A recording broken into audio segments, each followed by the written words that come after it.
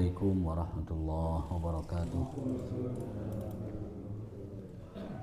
Alhamdulillahirabbil alamin wal aqibatu lil muttaqin wala udwana illa 'alal zalimin.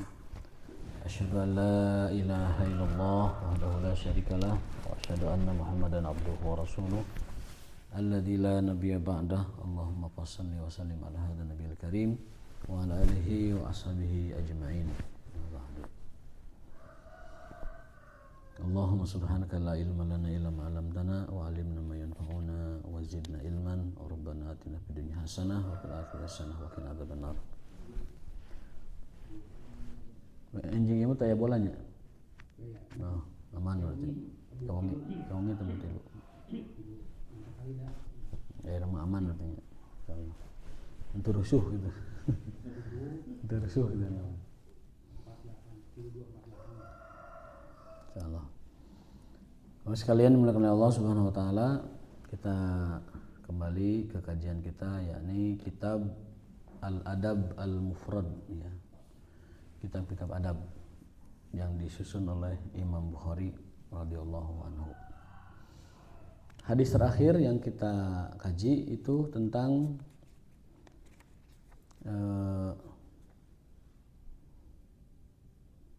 was-was ya, tentang bisikan, bahwa was-was itu adalah kerjaannya setan yang senantiasa mengganggu kita dari kekhusyuan atau mengganggu kita dari keyakinan. Kalau dalam ibadah itu mengganggu kekhusyuan, dalam keimanan itu mengganggu keyakinan. Di hadis terdahulu disebutkan bahwa jika seorang dibisiki oleh setan tentang perkara-perkara yang mengganggu keyakinannya, maka segeralah mengucapkan takbir 3 kali. Idza kana dzalika min ahadikum falyukabbir salasan fa innahu lan yuhissa dzalika illa mu'minun. Dari hadis tersebut kita dapat mengambil kurang lebih atau kurang-kurangnya 3 faedah. Yang pertama adalah bahwa setan itu tidak pernah putus dan tidak pernah berhenti untuk menggoda dan mengganggu keimanan kita. Kenapa keimanan yang diganggu? Karena itu adalah jantung dan inti dari agama kita. Pertanyaan-pertanyaan tentang Allah kadang itu dihembuskan oleh setan. Benar enggak sih Allah itu ada?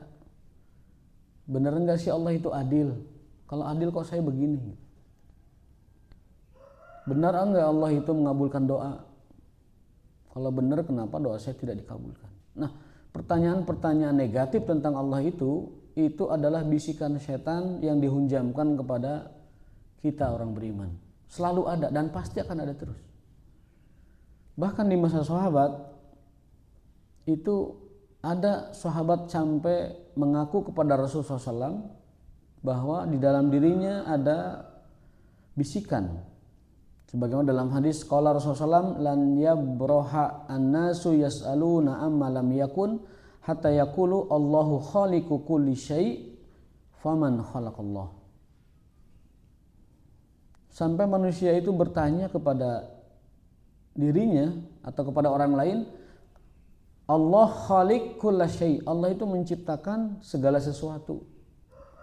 Lantas siapa yang menciptakan Allah? Itu bisikan seperti itu akan selalu ada. Allah khaliqu kulli syai', idzan man yakhluqullah. Kalau Allah itu menciptakan segala sesuatu, maka siapakah yang menciptakan dirinya? Pertanyaan lain, kalau Allah itu maha kuasa, Allah itu maha besar, mungkinkah Allah menciptakan makhluk yang sebesar dirinya dan setara dengan dirinya? Nah, ini pertanyaan-pertanyaan semacam itu bahkan Rasulullah SAW sampai menyetirnya, menyindirnya ya, itu akan selalu ditemukan oleh manusia. Jika itu terjadi, maka yang kita bisa lakukan adalah falyukabbir salasan, bertakbir 3 kali, Allahu Akbar, Allahu Akbar, Allahu Akbar, supaya bisikan keraguan itu hilang dari diri kita. Cara kedua adalah dengan mentajdid syahadat, memperbarui syahadat.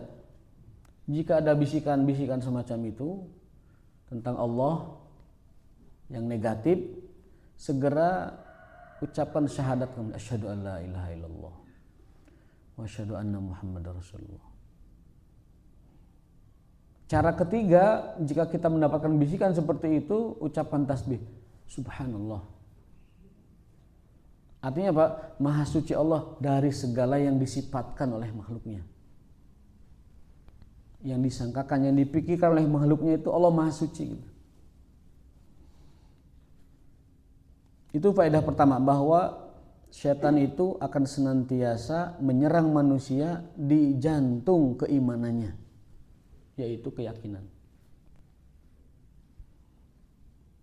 Yang paling banyak diucapkan oleh orang itu, mana buktinya Allah itu mengabulkan doa gitu. Buktinya saya ripuh wae geus ngadoa unggal poe. Mana buktinya bahwa sholat itu melancarkan rezeki, saya sholat tiap hari rezekinya sakieu-kieu wae. Itu bisikan-bisikan setan yang dihunjamkan kepada hati seseorang dan terus menerus. Maka kita harus menyikapinya, baik dengan subhanallah, baik dengan takbir 3 kali, baik dengan syahadat kembali. Memperbaharui, meyakinkan kembali keimanan kita. Faedah kedua dari hadis tersebut adalah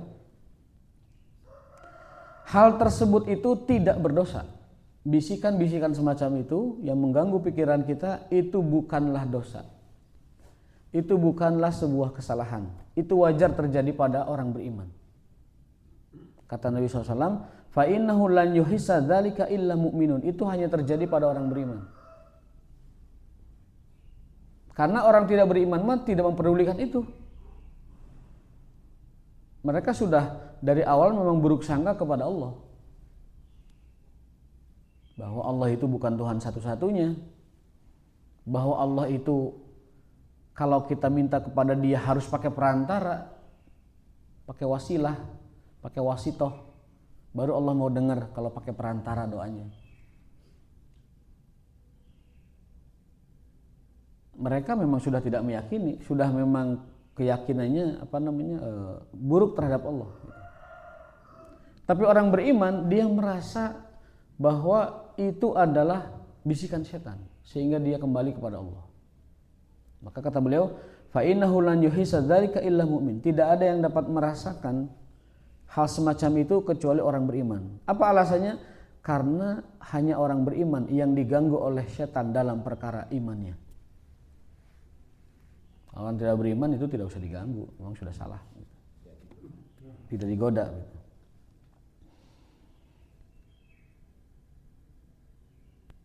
Nah, faedah ketiga, kita harus selalu merespon setiap ada keraguan dan hal-hal yang merusak keyakinan kita, harus merespon.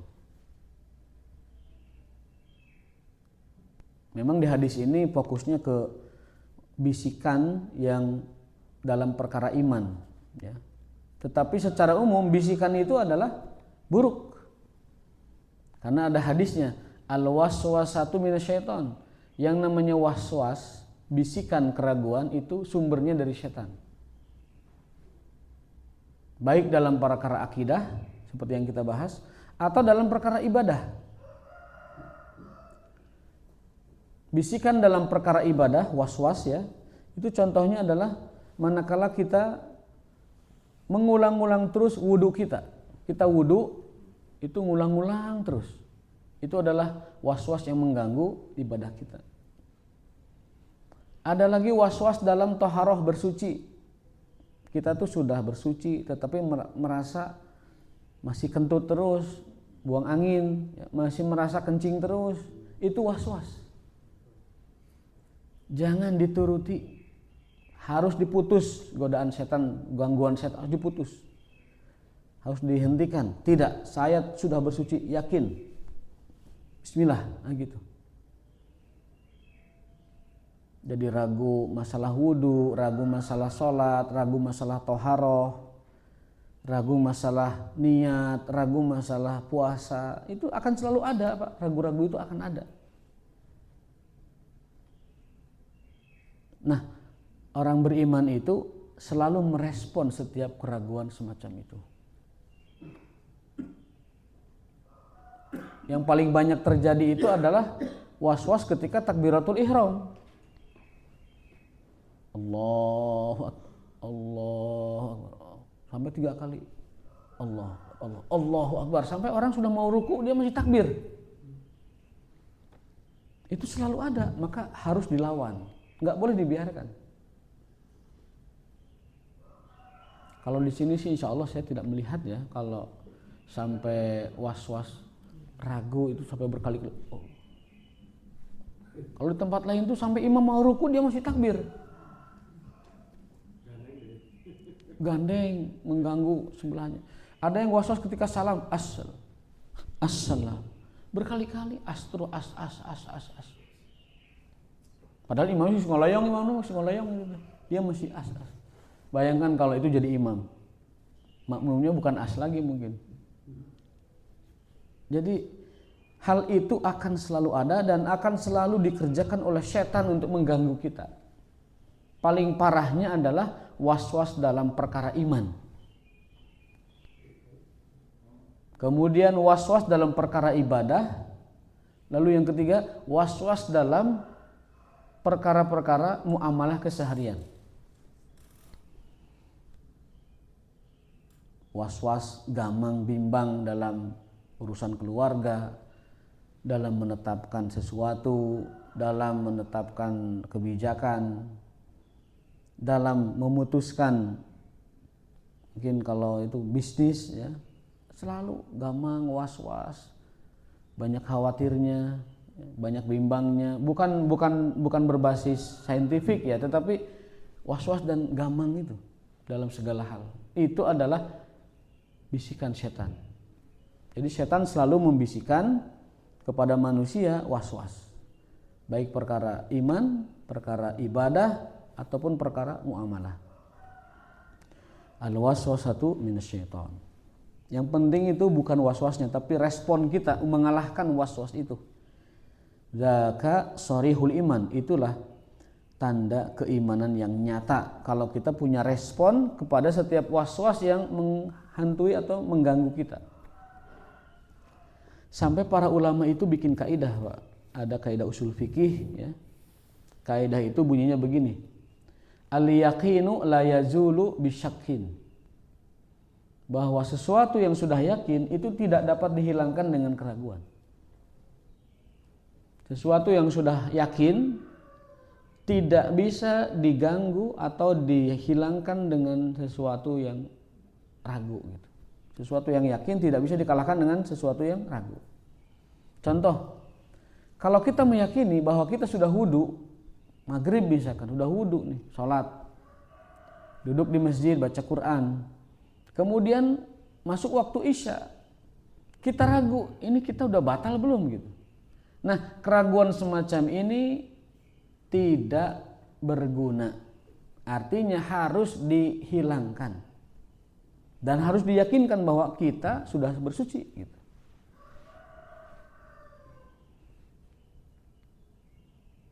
Sekarang kita yakin ini sudah dalam posisi berwudu ya. Kemudian tiba-tiba muncul keraguan, saya tadi batal enggak gitu. Maka yakinkan diri kita bahwa kita masih suci. Dalam keadaan bersuci, tidak batal. Sampai ada keyakinan berikutnya yang setara dengan keyakinan kita masih bersuci. Itu maksud bahwa al-yakin, bahwa sebuah keyakinan la yazulu, tidak dapat dihilangkan bisyakin, dengan sebuah keraguan. Berbeda kalau tadinya kita belum wudu, kemudian kita merasa ragu, apa kita sudah berwudu ya? Padahal tadinya belum. maka kita harus meyakinkan bahwa kita belum berwudu. Ya, kita belum berwudu. Itu maksud dari kaidah seperti itu. Sampai ulama itu bikin kaidah supaya orang itu tidak tertimpa was-was itu. Keyakinan tidak dapat dihilangkan dengan keraguan. Ya. Supaya kita tenang dalam beribadah. Bahkan Nabi SAW dalam hadisnya itu lebih spesifik. Jika kalian merasa keluar angin, maka falayan sorib min solatih. Jangan keluar dari solatnya. Hatta yasma'a sautan aw yajidarihan. Sampai betul-betul yakin merasakan ada suara yang terdengar atau ada bau yang tercium. Jadi kalau kita ragu kentut atau tidak, maka meyakinkannya itu adalah apakah kita mendengar suaranya atau kita mencium baunya.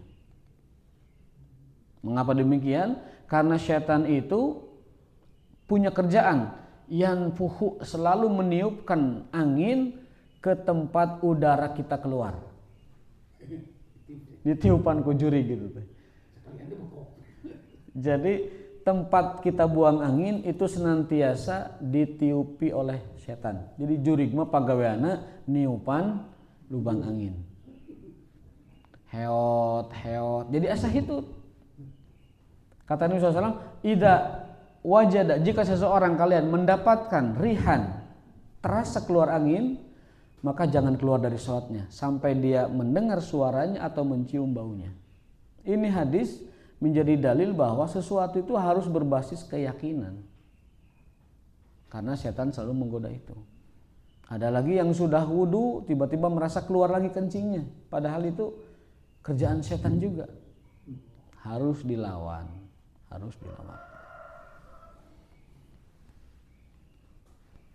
Tapi kalau suaranya kenceng banget kan memang pasti itu ya.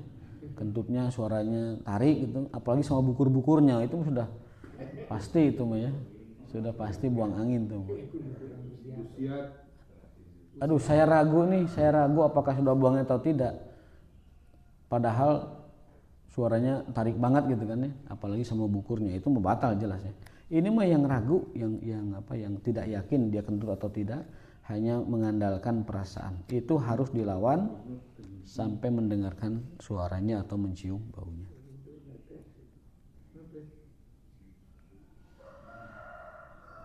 Nah, itu hadis yang berkenaan dengan al-waswasatu atau perihal waswas. Selesai, hadis waswas ini selesai. Berikutnya adalah kita tambah mungkin satu hadis lagi tentang al-dhannu, hadis tentang prasangka. Ini dekat dengan waswas, ini masih ada kaitan ini tentang sak wasangka ya.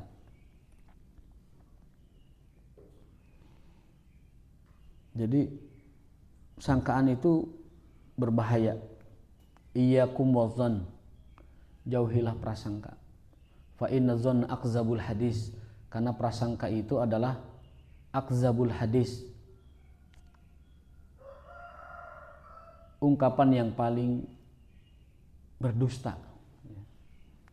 Jauhi prasangka, karena prasangka itu adalah sedusta-dustanya sikap dan ucapan.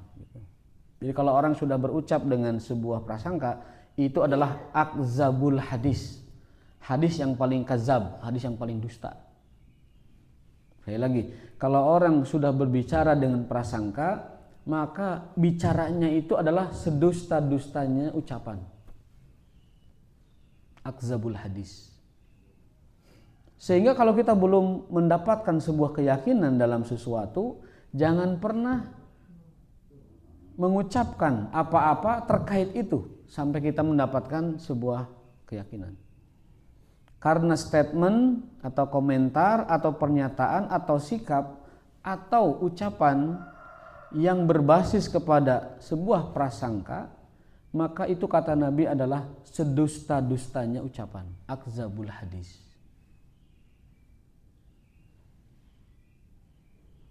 Contoh kita mengomentari tentang seseorang karena berita tertentu dari teman kita, misalkan tentang teman kita, si fulan anu misalkan, padahal dia juga masih prasangka. Lalu kita bersikap dengan prasangka itu terhadap dia, maka itu kata Nabi adalah sedusta-dustanya ucapan, akdzabul hadis. Bapak anu begini, nah itu padahal baru prasangka dia. Maka kita jangan mengucapkan apa-apa terhadap sesuatu yang masih berbasis prasangka. Bisa masuk fitnah kalau sampai merugikan, ya.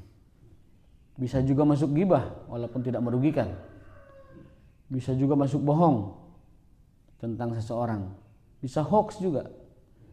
Makanya Nabi menyebutnya dalam satu kata yang paling singkat dan paling serius, fa inna dzanna akdzabul hadis, karena sangkaan, prasangka itu sedusta-dusta ucapan.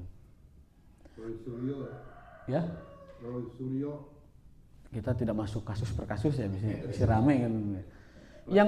Yang paling parah dari prasangka itu adalah prasangka negatif manusia kepada Tuhannya, kepada Allah.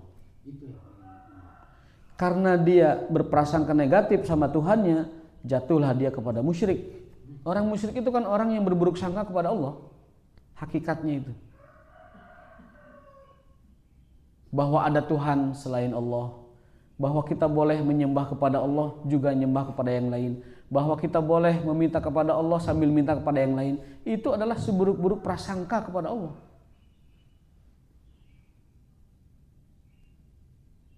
Bahwa Allah memerlukan pendamping, bahwa Allah memerlukan putra, bahwa Allah memerlukan wasitoh, perantara. Itu adalah seburuk-buruk prasangka manusia kepada Tuhan. Maka efek dari buruk sangka kepada Allah itu adalah jatuh kepada kemusyrikan.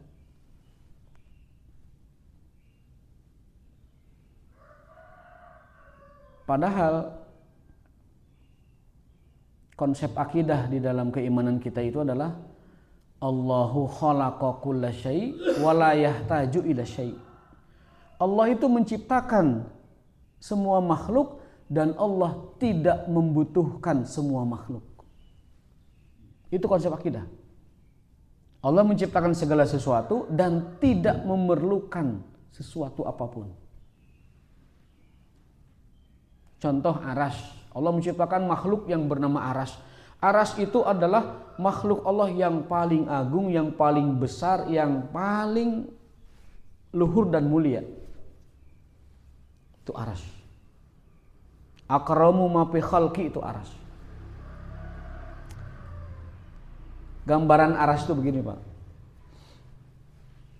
Jadi bumi kita yang kecil ini,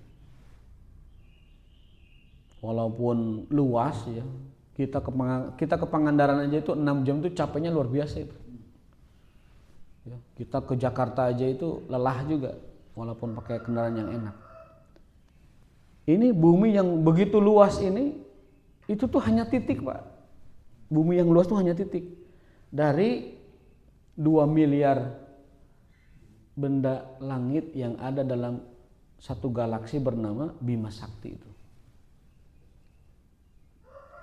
Jadi bumi itu satu titik dari benda langit yang berjumlah 2 miliar dalam satu galaksi, namanya Bima Sakti. Benda langit yang lain yang lebih besar dari bumi banyak, bahkan itu seperti Pluto, seperti matahari berapa ribu kali lipat bumi kan. Mungkin ada jutaan kali lipat. Dalam satu gugus yang namanya galaksi Bima Sakti. Nah, ternyata di alam semesta ini galaksi yang berjumlah 2 miliar benda langit itu, jumlah galaksinya ada 2 miliar galaksi. Jadi bumi itu satu titik dari 2 miliar benda langit dalam satu galaksi. Galaksi itu satu titik dalam 2 miliar galaksi-galaksi yang lain. Dan penemuan baru menunjukkan bahwa 2 miliar galaksi yang ada itu juga masih satu titik dari triliunan galaksi-galaksi yang lain. Yang ada lagi penyebutannya itu, orang astronomi bisa menjelaskan itu. Nah, luasnya semesta itu di langit pertama, nanti ada langit kedua, jarak langit pertama dan langit kedua dalam hadis itu 500 tahun perjalanan, 500.000 tahun perjalanan. Langit kedua ke ketiga juga sama, 500.000 tahun perjalanan, terus sama 500.000 tahun perjalanan. Semua itu perbandingannya dibanding kursi Allah saja itu hanya seperti cincin yang dilemparkan di padang yang luas, padang gurun yang luas. Seperti cincin di antara gurun yang luas. Savana yang luas. Nah, gurun yang luas itu juga hanya satu titik dari arasy Allah Subhanahu wa taala yang maha besar. Coba gimana itu arasy itu besar itu? Kalau kita menghadirkan perasaan seperti itu, maka kita akan menyadari betapa kerdil, kecil, hina dan enggak bernilainya kita di hadapan Allah Subhanahu wa taala. Kalau kita menyadari itu, maka tidak ada orang yang berani untuk menyombongkan diri kepada siapapun. Apalagi kata Nabi, kamu tuh hanya memiliki apa yang kamu pakai, apa yang kamu makan, apa yang kamu minum, apa yang kamu tempati. Selebihnya itu belum tentu sepenuhnya milikmu. Buktinya kita ada sekarang ini, yang kita bisa pakai itu kan mungkin setengah meter tanah yang kita duduki, sehelai baju yang kita pakai dan sarung, mungkin segelas minuman yang kita minum, dan mungkin sekian hembus napas yang kita. Nah, kata Rasul, itu rizkimu yang sebenarnya. Yang kau pakai, yang kau minum, yang kau makan, yang kau tempati, itu rizkimu. Selebihnya tuh belum tentu mutlak milikmu. Bisa jadi tanah yang legama tiba-tiba ada orang bawa sertifikat tandingan, ini punya saya. Lebih kuat buktinya di depan pengadilan, kita kalah. Dan itu kasusnya banyak juga. Makanan yang sedang disiapkan oleh istri kita di rumah belum tentu juga nanti pada akhirnya kita makan. Bisa jadi itu bahe sama istri kita. Bisa jadi juga diambil oleh binatang, bisa jadi juga ada anak-anak tiba-tiba datang makan. Alhasil bahwa rizki yang sebenarnya itu yang kita makan, kita minum, kita duduki, kita pakai. Selebihnya itu belum tentu menjadi milikmu secara mutlak. Nah, jadi keyakinan dari hadis Nabi tadi bahwa manusia itu hanya titik sangat kecil dari skala alam raya yang begitu besar. 2 miliar galaksi aja kita nggak bisa membayangkan gedenya. Itu pun hanya satu titik dari kursi Allah. Wasi'a kursiyuhus samawati wal ard. Itu pun kursi juga hanya bagian kecil dari arasy Allah yang sangat besar. Apalagi Allahnya gitu. Apalagi Allahnya. Dan Allah yang maha besar tadi, yang maha agung tadi, ternyata memberikan kesempatan kepada manusia untuk disapanya. Kapan itu? Di sepertiga malam terakhir. Allah yang maha besar, yang maha agung, yang maha mulia tadi, menyempatkan dirinya menyapa manusia setiap hari di sepertiga malam terakhir. Dalam sebuah hadis yang sahih, Rasulullah SAW menyebutkan, yanzilu rabbuna tabaraka wa ta'ala. Allah itu setiap hari turun ke dunia di sepertiga malam terakhir. Enggak. Berarti jam berapa tuh? Jam 3-an. Turunnya bagaimana? Wallahu alam, nuzulan ilahi. Turunnya sesuai dengan kelayakannya sebagai Allah SWT. Jangan ditanya bagaimananya. Juga jangan dilogikakan, karena ada ustadz kondang tetapi logikanya cetek. Kalau Allah turun di Indonesia berarti di Amerika kosong Allahnya dong. Itu kan cetek sekali. Dan sayangnya Ustadz Kondang yang ngomong. Kalau Ustadz nggak kondang nggak perlu dikomentari. Ini Ustadz Kondang ngomong. Untuk apa Allah turun ke dunia setiap hari di sepertiga malam terakhir? Untuk nyapa yang tahajud. Bukan nyapa yang nonton bola, bukan. Yang nonton bola nggak ditanya, kecuali nonton bolanya baru tahajud. Jadi pas babak kedua itu tahajud dulu baru lanjutkan itu. Atau saat hydration break itu witir dulu gitu kan. Kan sekarang ada hydration break. Ada istirahat karena hidrasi. Padahal itu lagi gerimis di Meksiko waktu itu ada. Ternyata banyak analisa itu biar iklannya lebih banyak katanya.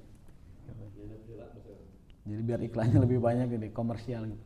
Commercial break itu sebenarnya bukan hydration break itu. Nah, menyapa yang tahajud. Dan Allah berfirman, itu hadis qudsi kan.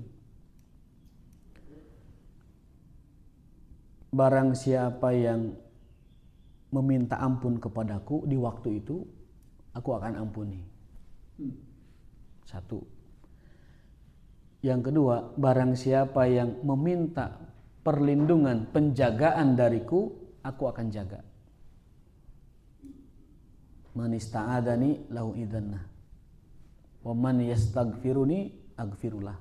Dan yang ketiga, wa man sa'alani, dan siapa yang meminta kepadaku di waktu itu, la u'tiyannah, aku akan berikan. Jadi Allah sengaja turun ke dunia di sepertiga malam terakhir untuk menyapa orang-orang yang beribadah di waktu itu. Dan menawarkan 3 hal.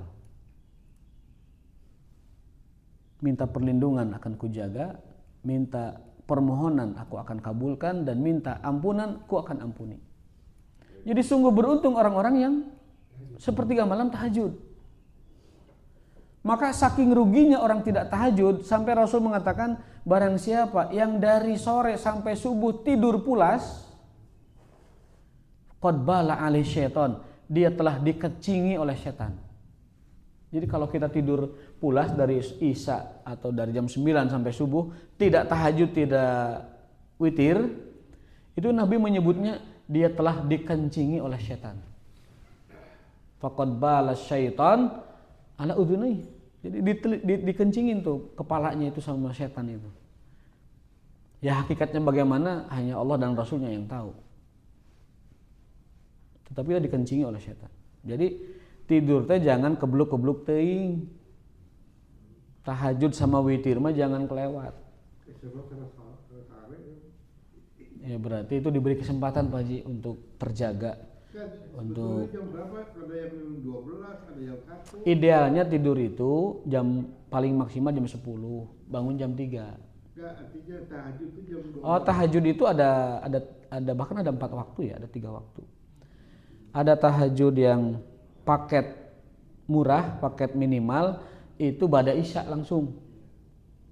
Ba'da isya tunaikan sholat 2 rakaat tahajud dan witir 1 rakaat. Jadi 2 tahajud 1 witir.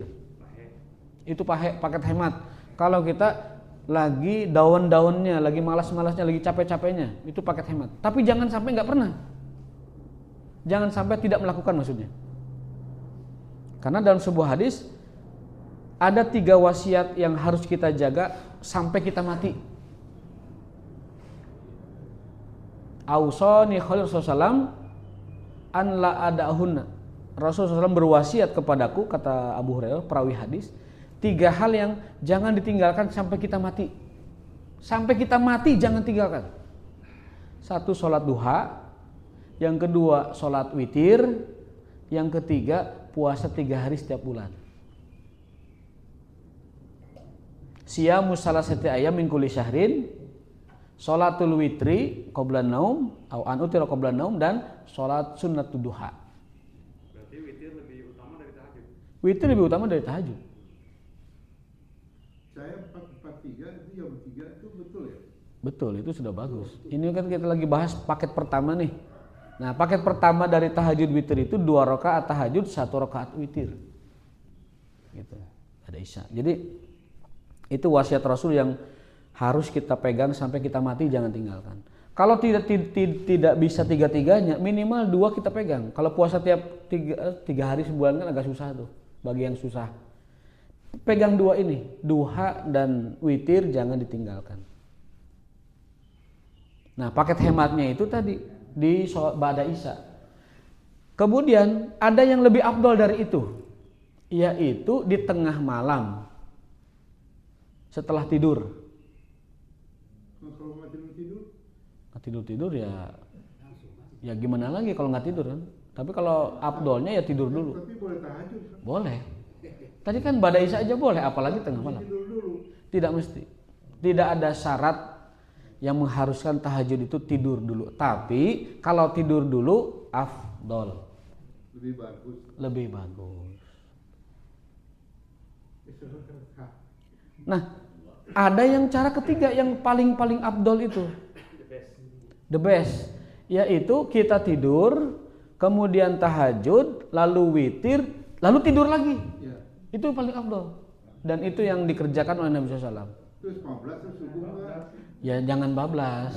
Makanya ini paling afdol tuh karena hanya orang-orang tertentu yang bisa mengamalkannya. Kata Nabi SAW, itulah caraku mengikuti cara Daud alaihissalam. Cara Daud. Itu teh tahajudnya Nabi Daud gitu maksudnya. Dan Rasul mengikutinya gitu. Itu cara yang paling afdol mengerjakan tahajud. 2, witir 3. Dan witir itu juga ada 3 cara. Cara pertama seperti sholat maghrib dengan tahiyat awal. Cara kedua adalah 3 rakaat langsung tanpa jeda. Cara ketiga adalah 2+1. 4-4-3 nggak salah. Ini witir, Pak. Kalau Witir. Nah, witir 3 kan terakhir. Witir 3. Nah, witir itu 3 rakaat. Maksimalnya sebenarnya bisa 11. Minimalnya 1 rakaat. Minimal 1 rakaat. Nah, cara melaksanakan yang 3 rakaat itu ada 3 cara. Yang pertama seperti sholat maghrib dengan tahiyat awal, tahiyat akhir. Cara kedua 3 rakaat langsung tanpa jeda. Yang cara ketiga itu 2 rakaat dulu baru 1 rakaat. 3+. Jadi itu cara melaksanakan witir. Jadi jangan menyalahkan orang yang witirnya 2 dulu lalu 1, jangan disalahkan. Nah, itu juga benar. Jangan menyalahkan witir yang 3 langsung, itu juga benar. Juga jangan menyalahkan orang kalau witir nanti seperti maghrib. Tahiyat awal lalu Allahu Akbar tambah 1 rakaat tahiyat akhir. Itu juga benar. Jadi tidak bisa disalahkan. Ya. Minimal 1 rakaat, Pak. Minimal 1 rakaat, jangan lepas. Kalau witir mengubah niat di tengah sholat boleh nggak? Witir Niatnya tadi mau 1 tambah 3 boleh, nggak apa-apa. Tidak apa-apa. Tadinya 1 misalkan, aduh kayaknya kayang masih kayang gitu ya, masih semangat. Ya tambah 3, masih kayang lagi, tambah 5, tambah 7. Kata Rasulullah, man aroda an yutiro, barang siapa yang ingin berwitir dengan 7, falyaf'al, maka lakukanlah. Waman, ya? Kalau 3 ke 1, niatnya 3 3 ke 1 boleh. Kalau misalkan lagi niat 3 tiba-tiba ada masalah, ya 1. Barang siapa yang berniat melaksanakan witir 7 rakaat, lakukanlah. Waman aroda ayatu bi khamsin falyaf'al, waman aroda bi salasin falyaf'al, waman aroda bi wahidatin falyaf'al. Jadi tergantung keinginan kita, mau 7, 5, 3, 1, silakan lakukan. Itu tuh witir, yang tahajud itu Witir. kayak 1, 4 yang tahajud. 4 3-nya witir. Iya. Yang 4 itu tadi apa tahajud? Tahajud. Itu tahajud. Jadi 4-3 itu nggak salah ya? Nggak salah. Jadi gini saya jelaskan ya. Positioningnya secara hadis ya. Sebenarnya ini kalau kita boleh diskusi hadis lah ya. Yang dianjurkan rakaat di tahajud biasa itu adalah 2, 2, 2, 2, 3. Itu. Ya? Jadi 11. Dan tarawih Ramadan kalau kita lihat hadisnya itu justru 4-4-3. Jadi tahajud Nabi di tarawih itu 443 dalam hadis yang jelas ya. Tetapi tahajud Nabi di luar Ramadan itu 2223. Tetapi itu tidak mutlak, kembali kepada kebiasaan masyarakat sekitar. Seperti di Baitur Rahman itu kan 443, di Al-Ihsan 2223 sama dengan di situ. Ikuti kebiasaan masyarakat. Dan ulama juga mengatakan bab hal itu adalah luas. Al-babu wasi'un, bab dalam perkara ini sangat longgar, silakan. Namun tadi saya katakan kalau lihat positioning hadisnya itu ada perbedaan dalam hadis Anas, Ibnu Abbas dan Aisyah, Abu Hurairah juga yang kita simpulkan ada perbedaan antara tahajudnya Nabi di kala Ramadan dengan 443 dan tahajudnya Nabi di luar Ramadan dengan 2223. Hadisnya saya bacakan, kana yusolli arba'an. Adalah Nabi ketika Ramadan melaksanakan tarawih arba'an. Artinya apa? Per 4 rakaat. Adapun di hadis tahajud di luar tarawih itu yusolli rakaataini, kemudian rakaataini dan rakaataini. Tapi ini jangan dijadikan sebagai polemik, dikembalikan kepada kebiasaan masyarakat sekitar. Jadi sama itu juga jumlah rakaat juga. Kalau kita lihat hadis rakaat Nabi itu hanya 11. Bahwa tahajudnya Nabi di luar Ramadan dan di dalam Ramadan tidak lebih dan tidak kurang ihda asyrata rakaatan, 11 rakaat. Kata Nabi, yang menjelaskan Aisyah. Karena adalah tahajud Nabi la yazidu, tidak bertambah fi Ramadan au ghairi Ramadan an ihda asyrata rakaatan. Tetapi di zaman Umar kan ijtihadnya itu ditambah 23, Pak. Ya. Sunnahnya Umar bin Khattab itu 23. Lalu sunnahnya di zaman Umayyah di kala Imam Malik sebagai ulama itu waktu itu 36. Di zaman Umar bin Abdul Aziz itu menjadi 48. Di zaman berikutnya 56 rakaatnya. Jadi ti 11 2 tilu, kemudian tilu genep 48 5 genepnya plus witir berarti 58. Karena mereka tidak mau melewatkan malam Ramadan dengan sia-sia. Kan malam Pak tarawih mah, usaha makan siang. Ini mah malam. Ya, yang penting jangan menyalahkan karena ada dasarnya ya seperti itu. Jadi kalau ibadah lo pegangan duit tahajud dan witir itu artinya apa sih tahajud witir?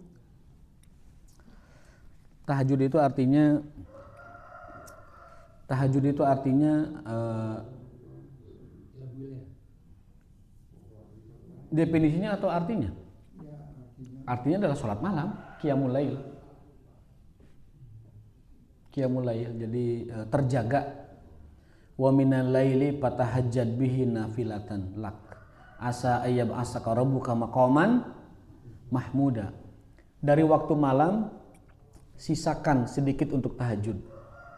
Kelak kamu akan dibangkitkan maqaman mahmuda, di tempat yang terpuji. Jadi ahli tahajud itu akan mendapatkan maqaman mahmuda, tempat yang terpuji. Gitu. Kalau witir itu di antara keutamanya adalah bahwa dia ibadah muakkad, sunnah yang muakkad, dan menjadi wasiat Nabi yang tidak boleh ditinggalkan sampai kita mati. Kalau duha itu setara dengan 360 kali sedekah. Jadi banyaklah keutamaan-keutamaan yang bisa kita raih dari sholat-sholat sunnah tersebut. Yang penting Pak, kita itu kalaupun tidak bisa maksimal, minimal menjaga batas minimalnya. Tahajud 2 rakaat, witir 1 rakaat. Kalau malam tidak bisa, ya sebelum subuh. Kalau sebelum subuh tidak bisa, ya ba'da isya. Boleh. Ada sahabat-sahabat Nabi yang melakukannya itu ba'da isya dan itu kemudian tidur, ya tidak apa-apa. Qul qouli hadza wa astaghfirullah li wa lakum min kulli majlis. Subhanakallahumma wa bihamdika asyhadu an la ilaha illa anta astaghfiruka wa atubu ilaik. Assalamualaikum warahmatullahi wabarakatuh.